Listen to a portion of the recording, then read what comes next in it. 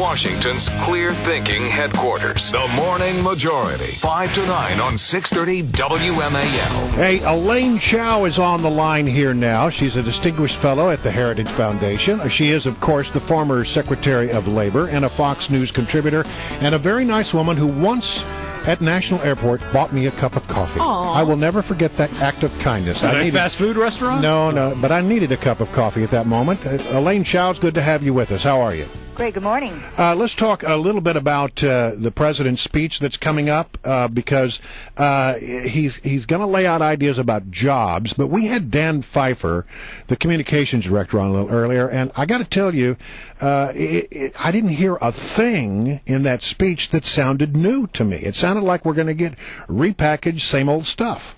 You're exactly right. There's a lot of recycled ideas.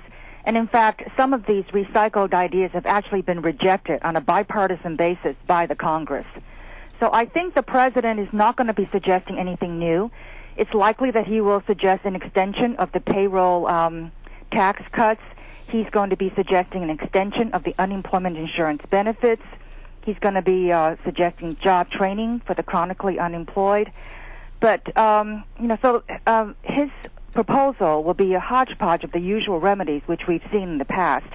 The problem with the UI extension is that unemployed workers really want a job, not a handout. Right. And right now job creation is just so weak. Basically in August there's been no job creation, which is a situation that has not developed since 1945. What do you think is a better answer? What would actually get jobs created and get the economy moving? Well, I think of his proposals, the one that I think has real merit is to sign the trade agreements with South Korea, Colombia, and Panama. Okay. These trade deals have been languishing, waiting for the president's signature for over 2.5 years.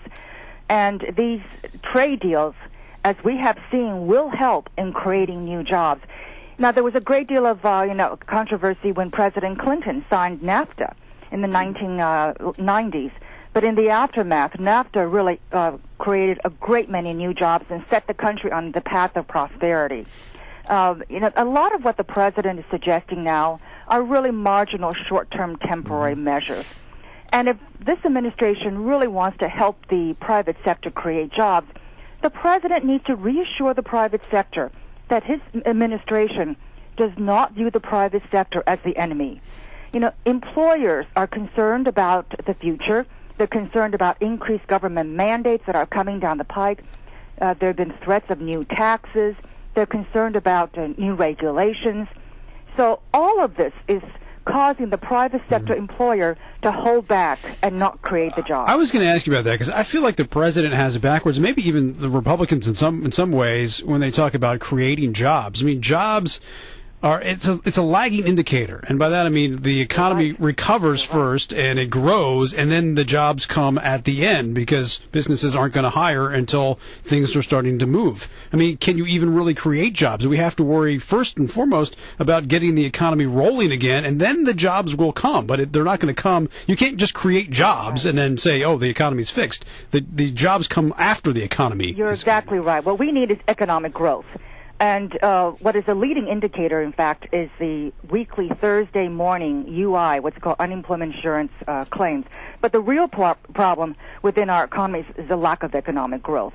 And the government has a role in promoting economic growth in that it can do the right things or it can do the wrong things that will have an impact on economic growth. And right now, the president, again, needs to reassure the private sector employer that he's going to stop overspending, overregulating, and threatening to increase taxes, because these three factors are causing employers to hold back, husband their cash in case bad things happen, and they have to, have a cash reserve to pay more taxes, to pay for more regulations, and that's what's holding employers back. Secretary Chao, they're talking about this infrastructure bank and presumably would be similar to some of the infrastructure spending in the first stimulus, which we saw didn't work real well, but wouldn't that just put labor unions to work anyway?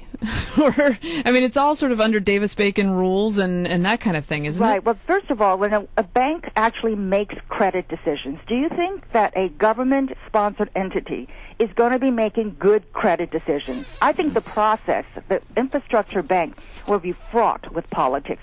And have we learned nothing from the financial crisis about how what's called GSEs, government-sponsored entities like Fannie Mae have contributed to the financial crisis. And this bank is also going to be making not only loans, but grants. Now, foundations make grants. Banks don't make grants.